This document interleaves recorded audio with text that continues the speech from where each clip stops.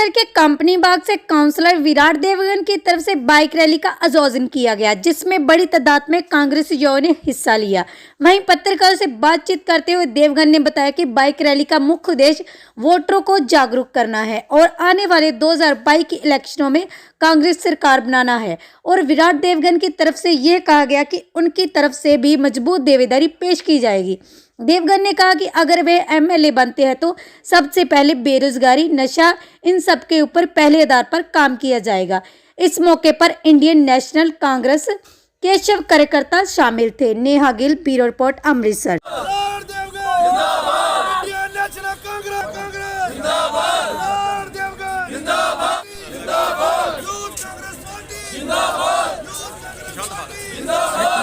आज हमारे उत्तरी विधानसभा क्षेत्र के जो हैं कार्यकर्ता हैं कांग्रेस पार्टी के, इन्होंने प्लान आउट किया कि हम एक कांग्रेस की आइडियोलॉजी के साथ, कांग्रेस की विचारधारा के साथ लोगों को जागृत करने के लिए, जोड़ने के लिए एक बाइक रैली करेंगे। तो इन्होंने कल ही मुझे बताया कि हम इस तरीके से कुछ करना चाहते हैं, लोगों को कांग्रेस की विचारधारा से जोड़ना चाहते हैं, क्योंकि हम सभी को पता है कि 2022 में बड़े अच्छे तरीके से फुल मेजॉरिटी के साथ कांग्रेस सरकार आने वाली है पंजाब में। तो और ज़्यादा अच्छी मेजॉरिटी आए, इस वजह से हमने इन युवाओं ने इस कार्यक्रम को रखा है। और मैं बड़ा खुश हूँ कि देश का जो युवा है, नॉर्थ कॉन्स्टिट्यूंसी का युवा है, ये कांग्रेस पार्टी की विचारधारा के साथ बड़े अच्छे तरीके से जुड़ा हुआ है। मुख्य उद्देश्य क्या है इस रैली का? मुख्य उद्देश्य कांग्रेस की विचारधारा के साथ जोड़ना, जो फिरका प्रस्ती है समाज में फैली हुई, उसको ख़त्म करना, नशे को ख़त्म करना और युवाओं को एजुकेशन के थ्रू, स्किल्ड एजुकेशन के थ्रू अच्छे सिस्टम के साथ जोड़ना, भ्रष्टाचार को ख़त्म करना। तो जो युवा है किसी भी देश का भविष्य होता है। अगर हम युवा जागृत होंगे, युवा एजुकेट होंगे, युवा स्किल्ड होंगे, तो किसी भी देश को, देश की तरक्की को हम नहीं रोक सकते। जो हमारे प्रधानमंत्री हैं, जब वो 2014 में सत्ता में आए, सत्ता में आने से पहले वो कहते थे कि 65% जो युवा है हमारे देश का, वो जो पॉपुलेशन है हमारे देश की, वो युवा है। लेकिन पिछले 7 साल में हमने देखा कि बेरोज़गारी किस तरीके से बढ़ी। 2 करोड़ रोज़गार उन्होंने प्लान किया था, प्रॉमिस किया था कि मैं पूरे देश में हर साल दूंगा, वो नहीं दे पाए। 70 साल से जो कांग्रेस राज किया है, कांग्रेस ने जो चीज़ें बनाई थी, जो सिस्टम बनाए थे, डैम बनाए थे, जो पिलर खड़े किए थे पूरे देश में, वो 2014 से लेके अब तक मोदी सरकार ने उसको बेचने का काम किया है।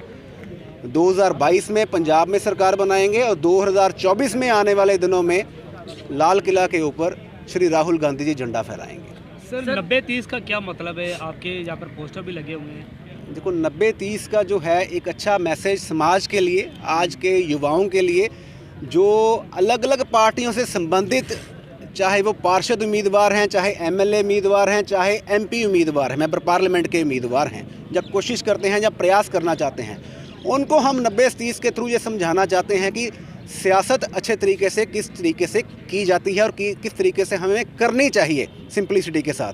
वो आने वाले 2-3 दिनों में इस चीज़ का हम खुलासा करेंगे। आज हमारे उत्तरी विधानसभा क्षेत्र के अलग अलग इन्होंने जो मुझे अपना प्लान बताया है कि हम मजीठा रोड, जहाँ बटाला रोड, जो छोटे छोटे एरियाज़ हैं जहाँ पे ट्रैफिक की समस्या ना आए, उस एरिया में हम लोगों को जागृत करने की कोशिश करेंगे। इन्होंने स्लोगन पकड़े हुए हैं कांग्रेस पार्टी के, तो बड़ा अच्छा, खुशी हुई है इनका उत्साह देख के, मुझे बड़ा अच्छा महसूस हो रहा है। सुनील दत्ती जी हमारे गुरुनगरी के मेयर रहे हैं, प्रेजेंटली एक सीनियर कांग्रेसी हैं। मैं उनकी बड़ी रिस्पेक्ट करता हूँ, बल्कि सभी लीडर्स की मैं रिस्पेक्ट करता हूँ जो मेरे से सीनियर हैं।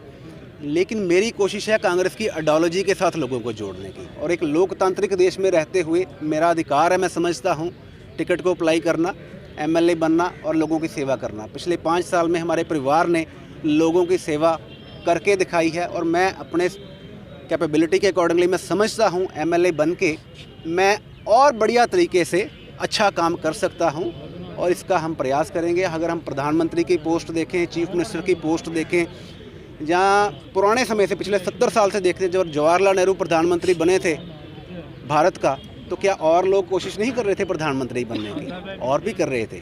लेकिन एक सिस्टम होता है लोकतंत्र का मतलब ही ये होता है कि हर कोई प्रयास कर सकता है।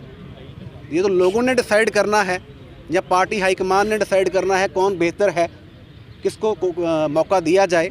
बाकी परमात्मा बैठा है मौका देने वाला, जिसकी किस्मत में होगा उसको ज़रूर मिलेगा। सबसे पहले बेरोज़गारी ख़त्म करने की कोशिश की जाएगी। मैं जो समझता हूँ आज के समाज में या नॉर्थ कॉन्स्टिट्यूंसी में कहीं भी हम देखते हैं अनएम्प्लॉयमेंट बहुत ज़्यादा है। उसके लिए स्किल्ड एजुकेशन की ज़रूरत है। अच्छी अच्छी इंडस्ट्रीज़ आएँ।